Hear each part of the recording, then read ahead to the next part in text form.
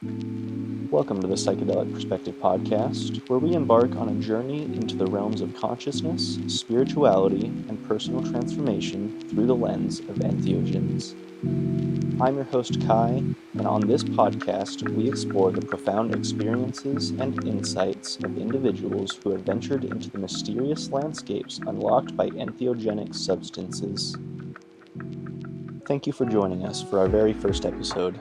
Today, I had a conversation with Tillman. I met Tillman online while he was sharing his stories and experiences with a wide array of entheogens. He was gracious enough to let me have this interview to get a more personal look into the mind of an experienced psychedelic traveler. I was really looking forward to this interview. I was just telling my partner the questions you wrote me, and I was like, hey, that's really interesting, and it's gonna be can be a really cool conversation. That's what I thought.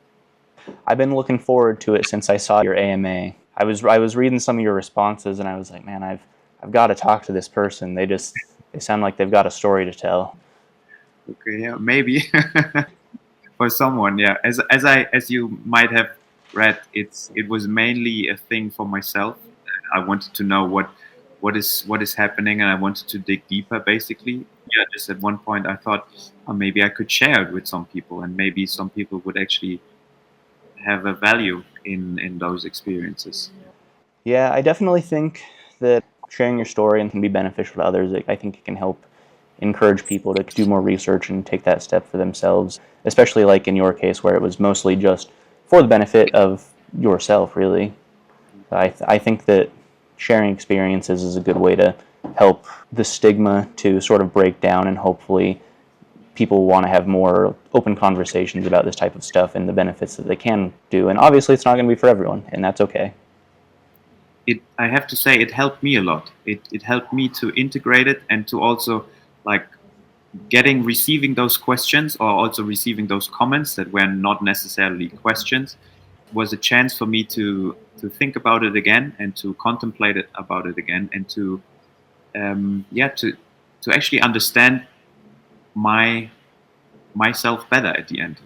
That's it. It helped me to really to process it. It gave me a chance to look at it again, and also from another angle, from different perspectives. So what was your initial interest in psychedelics and starting that journey? I guess we could touch on the DMT, the 97 days of DMT, but was that your initial psychedelic experience, or what was your first interaction with psychedelics? So I have done quite a lot, or I have done the basics. I've done 2CB, LSD, psilocybin, DMT, 5-MeO. But I would also say weed and MDMA, which are mainly not considered as psychedelics, that opened up for me. So my first MDMA experience, ecstasy, on a festival, gave me the chance to see how different I can perceive the world, and how different I can feel, and how like just little neurotransmitter basically change the perception of the world. And that basically opened up the idea for me, okay, actually everyone is different. I have to say, back when I was young, when I was a little kid, I thought everyone sees the world as I see the world, because there is something like TV, and whatever I see in TV, if there's a car, my friend sees this red car as well, so he must have the same experience. So everything is out of my eyes, and the camera is basically an eye. That was for me my understanding. Okay, everyone has basically the same perception of the world. That opened up, and I'd say MDMA was a big thing about it, to understand that probably everyone is quite different, even in his normal baseline neurochemistry, without ingestion of any substances. And that helped me to understand and to dig deeper into what is actually happening in our brain. And that, I have to say, this was the start for me to get actually interested in psychedelics. I'd say the psychedelic capacity of weed was a thing I just understood later in life. Before, it was just numbing for myself, let's say, but now I have a different approach to it. And probably the strongest experience, which really opened the doorway basically to my understanding that my perception is just subjective, was my first 2CB experience. And I was with a friend, so I had a trip sitter, and I decided to. So I was everything planned, and I was just laying on my bed and had the opportunity to get into it. Well, actually, that was my second 2CB experience, because I had this one festival experience, and I figured I have to go deeper somehow. And that change of perception and feeling myself or being in a non-causal, nonsensical world, basically, that didn't make any sense, and that it could have been that my normal life, that my normal waking life is just a dream, which I am experiencing in this actually really non-causal reality. And this was basically opening up the idea, which was already formed. The idea was already formed, but this was like the perceived. I then perceived this idea, I'd say, that maybe what we see as reality is it's just a concept, basically, or it's, Of course. say, simulation. And I'd say this was the bodily interest. So my body then felt, okay, I want to go deeper. Probably mentally, it was related to me being interested in science and being a scientist, and working with science, and also like getting interest in the physical concepts and physical laws. And at one point, probably everyone that does science, and probably even in the physics, it seems like it's not going further, and it's like, and there's some things that don't make sense anymore. And in quantum physics, time doesn't make sense anymore, basically. Yeah. Or the double slit experiment, when you understand that it seems like watching at something is already an interaction, and you basically shape the light, what is perceived in your eyes, and you shape it into a waveform or into a particle. So I figured I need to understand, and I wanted to understand. And subsequently I came to know psychedelics and was researching about psychedelics and what they do. And there was especially one drug, DMT, where people would say they would see the fabric of reality, and they would see the grid, the underlying grid of all reality. That really sparked my interest, and I figured I have to try this one day. It took quite some years. Till then, I did the first 2CB experience and the first DMT experience. But I'd say what really sparked it, at least in my mind, was science at the end. So, and I wanted to understand. I had a strong urge to understand what reality really is, what it means, consciousness is, what God is, or what God might be. And I would say at that point, I would not so much favor the idea of God or anything like this. I'd say that changed a bit during my experiences. Would you say that your experiences then have changed your understandings of how humans perceive consciousness, or perceive things like divinity or the nature of universal consciousness? Definitely, because before it was just a concept in my head, and it made sense or not made sense, didn't make sense depending on what I was looking at, what kind of philosophies. And then experiencing it was a different thing.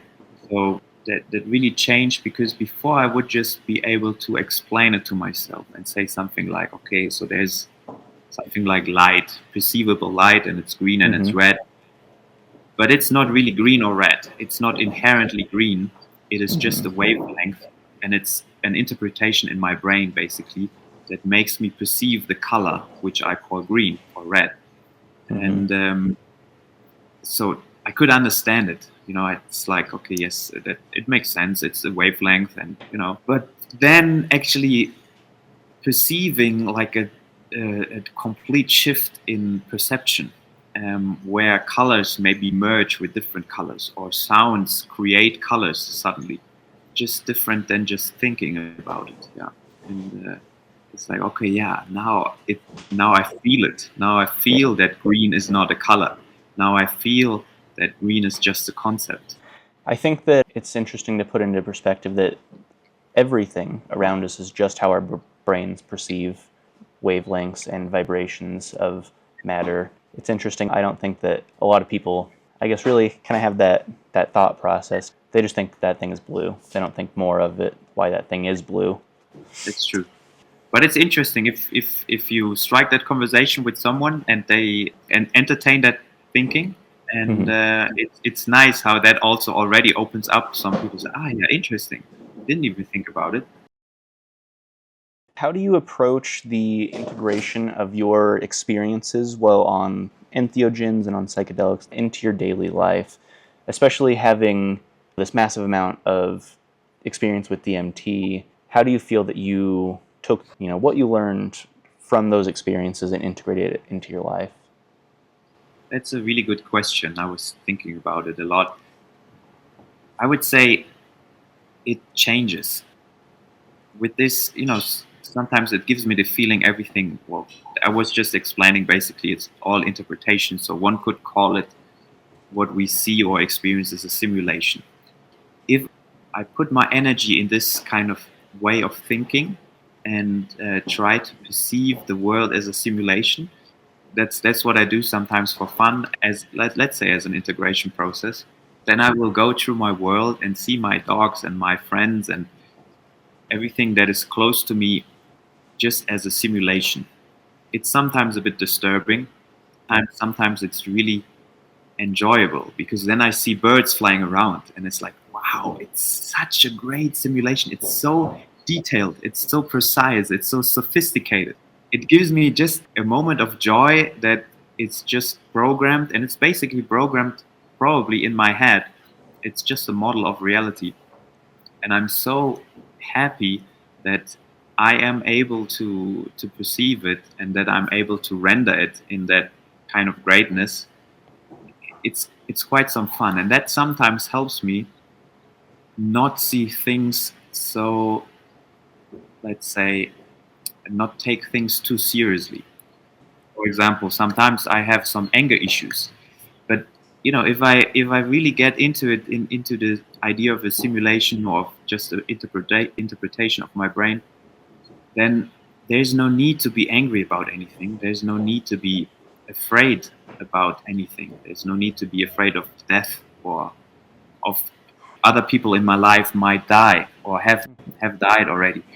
And it's a sad thing from the perspective of reality of what I'm perceiving. At the same time, if I can get my mind thinking, at the end, it's just a creation in my head, sometimes makes it easier to accept loss and to accept basically everything. It helps me accept things that are quote unquote negative, and at the end it also helps me to accept things that are quote unquote positive.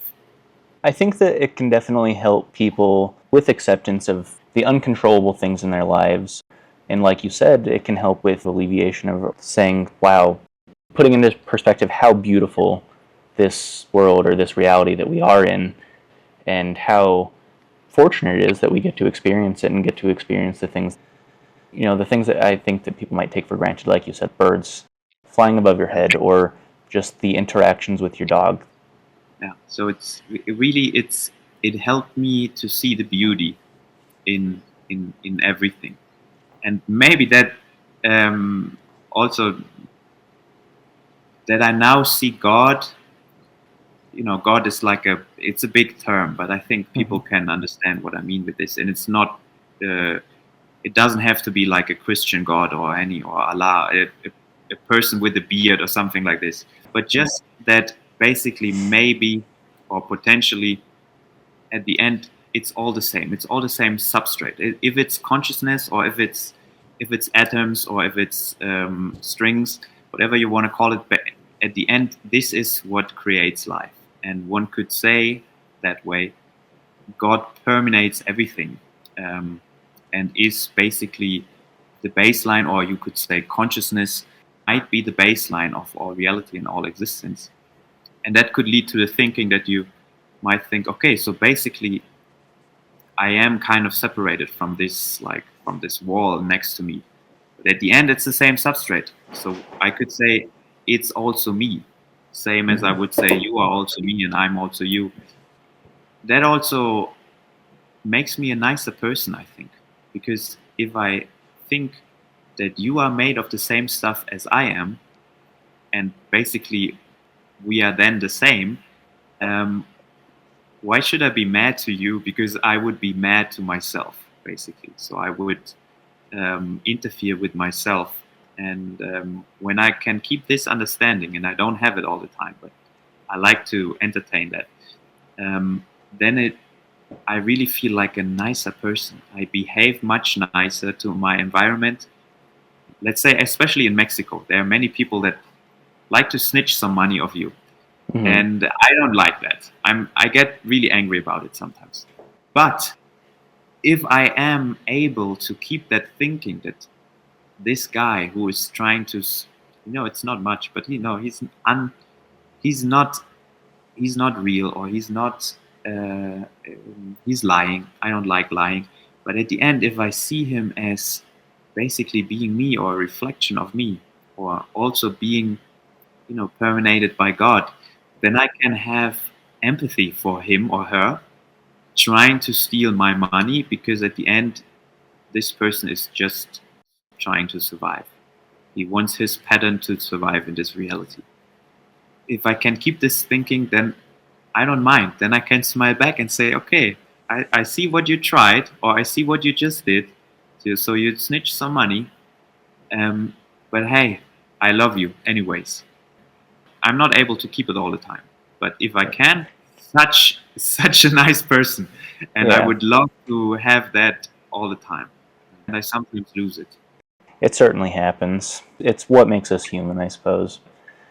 I think that's a great way to look at it, is everything is interconnected. And I think that in the way that you think of God, you and I are one and the same. We're made out of the same things. I think that it could help put into perspective bigotry or racism, things like that. I think it could help lift the barriers if people were open to the new ideas, open acceptance, and things that are psychedelic experiences, and learning about your inner self and about the greater plan than what is this, this simulation. And I guess that's what also many people experience, that they open up to nature much more. Mm-hmm. They might be plants, might be animals. I'm not saying you have to be vegetarian or anything, but I can understand if you really get closer to what is around you and feel the love, that you might not want to destroy the rainforest anymore. So I can see this can be really beneficial to many things. Sometimes it sometimes gives me the feeling, especially with something like psilocybin, as if the mushrooms that the mycelium is kind of everywhere. It sometimes seems as if this is a network, and now the network is talking to you and telling you, look, just integrate yourself and not dominate the rest of the species. I'm not saying that's the case, but I'm saying it sometimes feels like this, as if the mushroom network is kind of speaking to you with this chemical reaction you then have in your brain. I think that's one of the appeals to doing psilocybin specifically, is that people feel more interconnected to nature, and they feel like they can feel the vibrations, the earth and the trees, the life is putting off. I think it kind of helps to see and feel the things that are all around us that we cannot normally perceive, because we don't have potentially the right chemical in our brain, or the chemical reaction happening in our brain to make us perceive those things. Do you have any advice that you would offer to someone who was looking to move into the world of psychedelics at a starting point? Advice, anything? I would say, if you're interested in psychedelics, you probably already have like a drug of choice. Maybe you heard about the mushrooms. Maybe you heard about DMT. Maybe it was mescaline. if you have like a thing that is drawing you to because you heard a lot of about it, I think it's a good idea to dig into it and dig into the science and dig into what people are saying about their experiences. And if you feel like you relate to this particular substance, maybe that's the thing to try out. So I would stick with one substance at first. Depending on your approach, it might be interesting to see someone like a shaman or any person. That's just a term. Any person that is experienced with this and you are trusting that person. Could be your best friend who has done a lot of LSD on festivals. So it doesn't have to be like a spiritual leader. Someone you trust. And someone who has a little bit more experience that can kind of help. And that can help if you have something like a trip sitter that is either sober or tripping with you, because it's sometimes nice if that person can relate to you. Let's say if there's someone experienced with any certain drug, let's say LSD, he might not take the same amount, but maybe a little less, but to connect with you. So you feel safe. This person is not completely off. And you can go deep into the experience. So it's really helpful to have someone with you.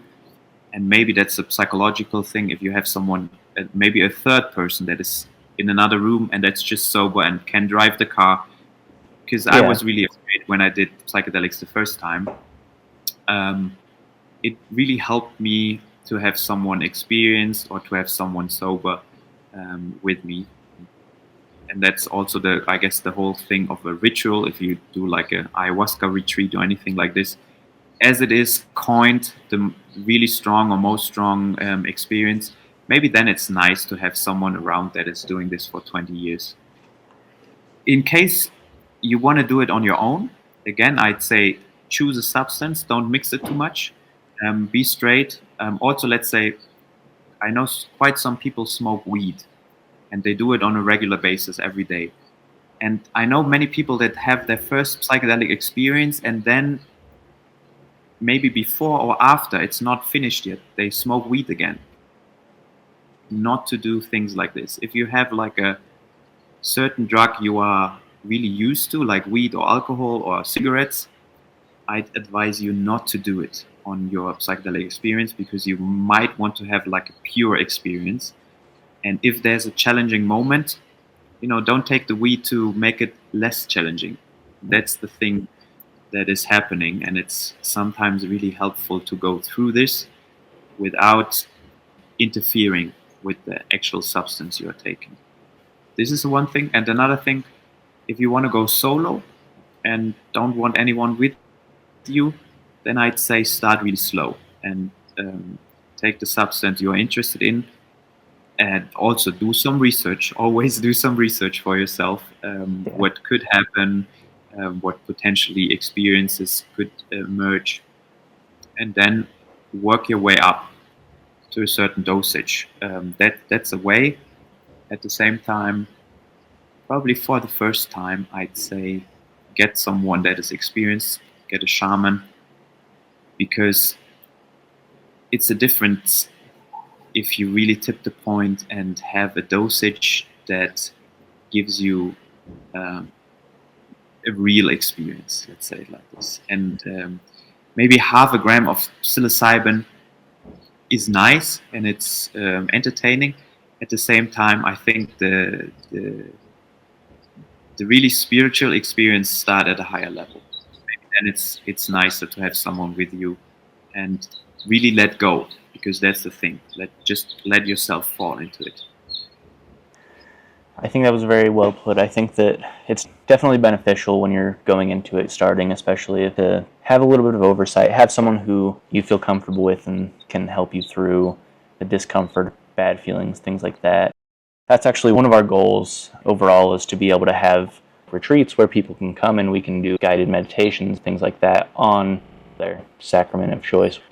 One of our goals ultimately is to be able to offer that to people, help start their journey or guide them through whatever it may need that they need help with. Even if they just want to come hang out and help other people and guide other people and, be more of a community. two more things I'd like to add. Just when you said community, it can also really be nice if you don't do the psychedelic first, but if you're just experiencing someone who is doing his experience. So just seeing someone smoking DMT for the first time, or just being a trip sitter for someone who is doing mushrooms or LSD can be really nice, can be really connecting. And that could be also be an option, especially if you're scared to take part in like a ceremony, and just be there and hold the space for that certain person. That can really help to understand what is happening and open up. And the second thing I wanted to say, I forgot to say, is intentions. It's really helpful if you have a set of intentions. Let's say I want to, I don't know, I want to be more nice to other people. Could be like this. Or I want to understand why I'm always, or quite often, sad, happy, mad, whatever emotions you have. And if you are interested in getting the understanding, then set the intention. I want to get closer, or I want to understand a certain thing, and that might help. Yeah.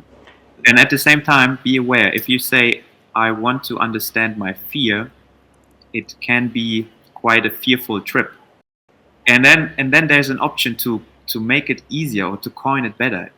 If you go more precise, if you just say, I want to understand my fear, you might then have 8 hours of understanding fear, which might be really fearful. But you can also say it like this: I want to understand what the benefit of my fear is.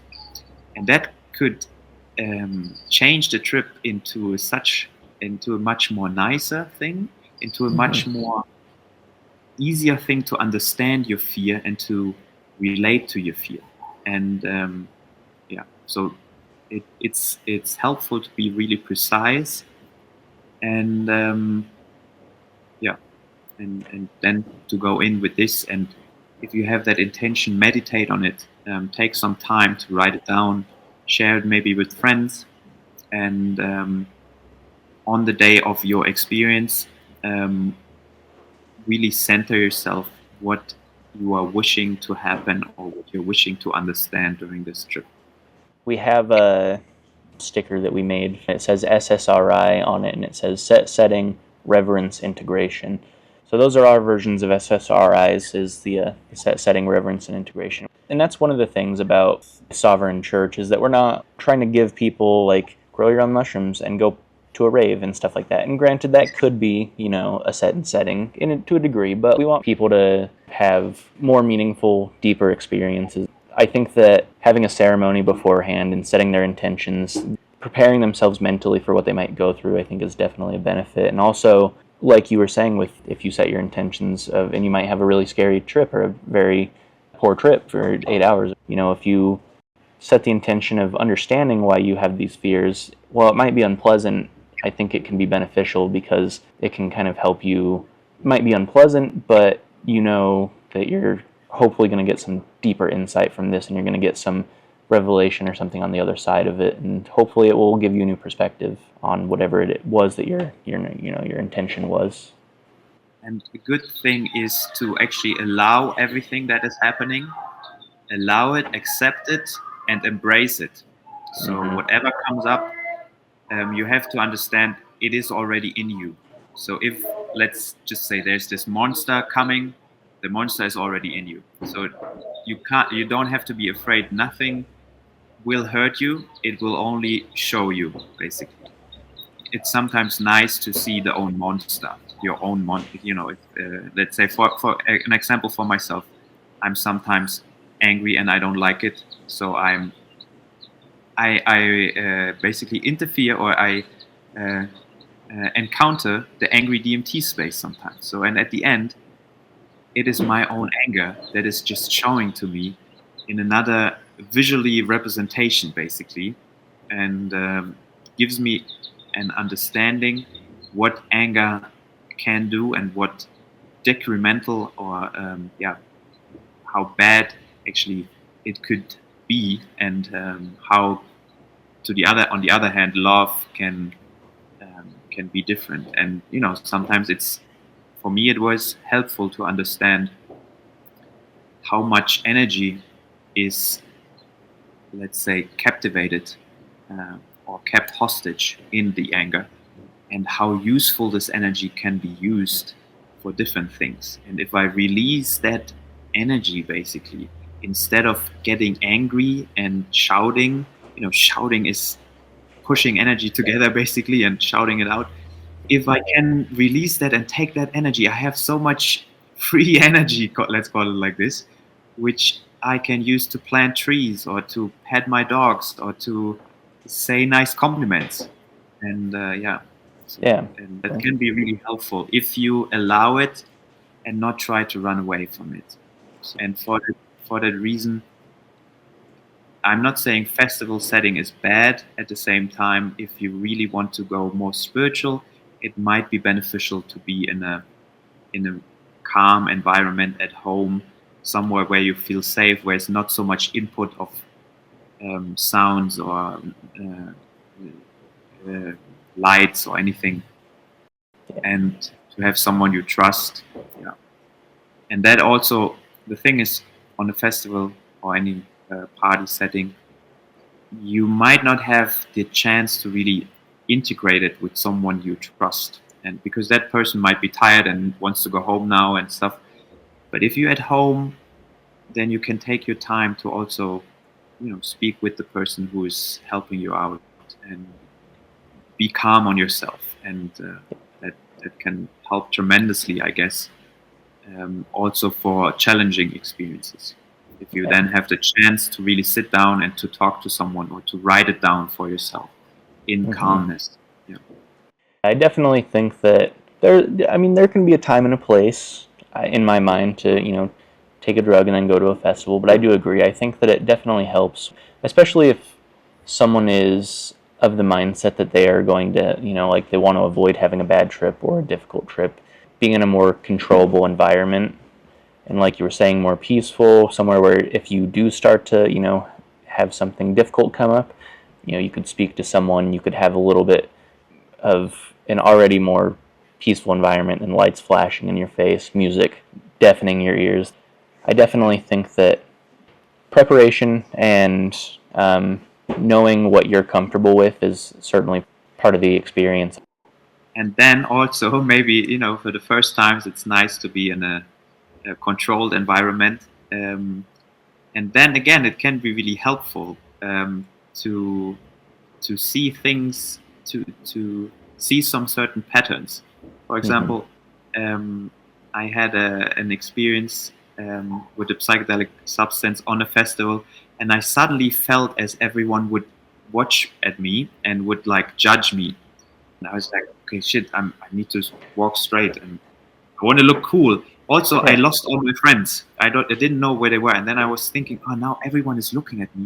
And he's like, this guy is alone. He has no friends. And look at him. He's walking like not straight. And probably no one was looking. No one was caring at all. No one was judging. But for me, that gave me the opportunity to later, not at that moment. At that moment, I really felt scared and I felt useless and everything. But that gave me the chance to understand that I have had an issue with how I want to perceive in the outside world. This seemed to be really important for me, how people are judging me, because I wanted to be loved basically at the end. And that helped me to understand, okay, I was thinking I'm really confident, but obviously in some situations, in some social situations, I'm not. And if I'm lacking the protection of my friends, or if I'm lacking whatever, then I really could go deeper. I am actually not that confident as I thought I was. And that gave me the chance to understand, maybe improve my really inner confidence and not my showing off confidence. And I guess this wouldn't happen, or the chances are lower, if I have a controlled environment at home and no one is watching and judging, potentially judging. Can be beneficial, but be aware. I would call this a bad trip for me, it was really challenging and at the end really helpful and really precious and valuable, this trip. But I can expect people saying, okay, this was a really bad trip. I'm not doing this substance ever again because I don't want to feel like shit like this. Depending how you are able to see it. Luckily, afterwards, I was able to integrate that. But at the moment, I didn't feel good at all. It was no fun. Yeah, in the moment, it can be a little bit terrifying, but we get through it, right? You get through it, yes. The one thing that is always certain, it will change. It will change. It's a fleeting image. I think as long as your mind is open and you're willing to work with the substance and work through your problems and work with yourself instead of working against yourself, I think that's kind of what it comes down to. Hopefully being beneficial is that people are just prepared and ready, and that they have done their research and know what they're getting themselves into. Can you discuss any scientific or psychological perspectives on the bridge between psychedelics and spirituality based on your own experiences or research? Yeah, with the perception that from a scientific point of view, perception is really subjective.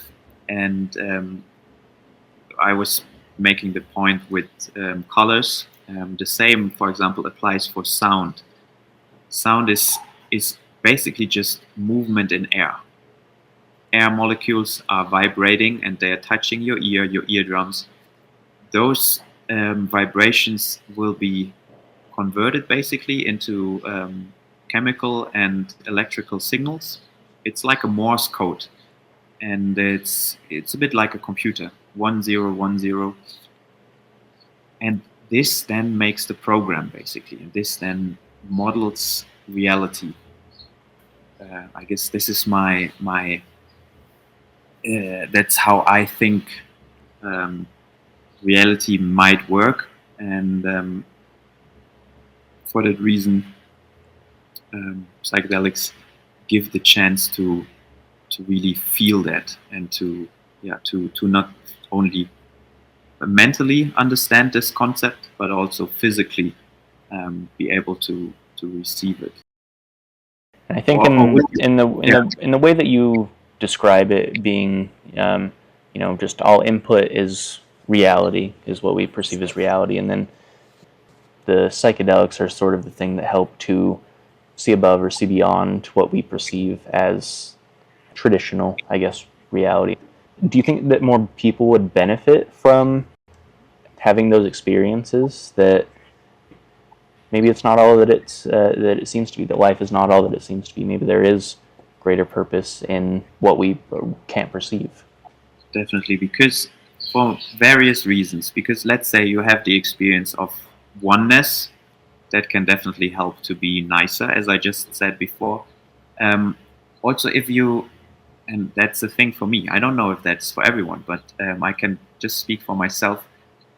Before, I had like a really fixed mindset, and I was quite sure that everything I say, or not say, but everything I think is right. And usually I was thinking I'm more right than the other person. In an argument, I wouldn't be able to understand the other side. I was not empathetic. It's still a thing I'm working on. I'm still not there, But back in the days, especially when I was young, when I was a younger kid in school, I was right. And if there was an argument, the other person was wrong. I'm not saying you have to do psychedelics, but it really helped me to understand that I just have a certain set of experiences that are really subjective, and that means I'm not right or wrong. I'm just am, basically. And the other person, the same thing. He, she, it is just perceiving his or its world as it is. And also, this other world is not right or wrong. And we are just finding like a sweet spot to communicate. And I guess this might help for some people that put wars on other countries, or shoot other people. and they might get a chance to step back a bit and see that maybe this person who's doing terror, whatever, to my family, to my country, whatever is the concept you are in, maybe it doesn't help to shoot that person. Maybe it doesn't help to injure that person or to hurt it. Maybe that's not. It's an option. I'm not saying, but maybe there are other options, and maybe you have the chance to step back and say, okay, actually, let's try something else, because your religion is not wrong, and your take on the world is not wrong, and how you manage your kids, or how you behave to animals, or how you destroy the planet with or rainforest. Maybe I don't have to fight you, but maybe I want and understand why are you slaughtering pigs or whatever, and not, I don't need to punch anyone that does something wrong. I could just try to understand his perception and how she perceives the world. I definitely think that the perception held by the general population about the world is overwhelmingly negative, and I think that it could benefit to have something that could help look on the lighter side, or help them just, instead of focusing on the negative experiences and the negative things about the world, help to focus on the positive and uplift and, encourage growth on the positive things that there are surrounding people daily and constantly. Yeah. I sometimes say that if there's any world leader, it doesn't matter if you perceive yourself as bad, good, or whatever, but I would, and if there's a leader and that is interested, it doesn't have to be like a country leader. It can also be like a leader of a big company or whatever, because there's a lot of power involved in big companies. And if you are listening to this and you are interested in psychedelics, it would be so nice to serve. I would be so happy to serve. I don't want to change anyone, but it would be interesting for me to see how that person might maybe change his perspective on what he is currently doing in the world. And that would be so nice, and I would be really happy to serve in whatever psychedelic substance it is, and I'm really curious what will happen. And as I said, it's not because I think someone is doing wrong, but I would be interested how, especially if you have so much power, how that could change how you use your power in the future. I think that it would be really interesting, and really, I think it would put into perspective, like you said, like a government leader, or even the leader that of a very large company. I think it could help, because I've got to assume that they've got to probably have a pretty big ego when you have that much power and people and disposal at your hands. So I think hopefully, it would probably benefit the situation overall to have a different perspective than just work, govern. Yeah, it could be change. It could be share. Yeah, exactly. It could change the world. It could change companies. I suppose we don't know until we've made enough of an impact to see, I suppose. Yeah, it's true. Well, I don't want to take up too much more of your time. Thank you for talking to me. It's been awesome talking to you. I was looking forward to it all week, and I'm so excited that I finally got to hear some of your experience.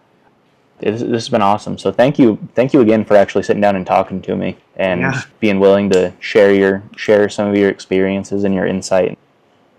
Thank you as well. So I'm really happy that you took that approach, asking me for this interview, and it was great fun. And also, maybe if you're interested, we can do that another time again. So I'm really in for this. I don't know where you are sharing this, but maybe there are some people that have different questions or comments, and then one can do a follow-up on this. It has been very interesting to speak to you. Same. Thank you, Kai. It was really fun speaking to you. Thank you. It's been my pleasure. So thank you very much.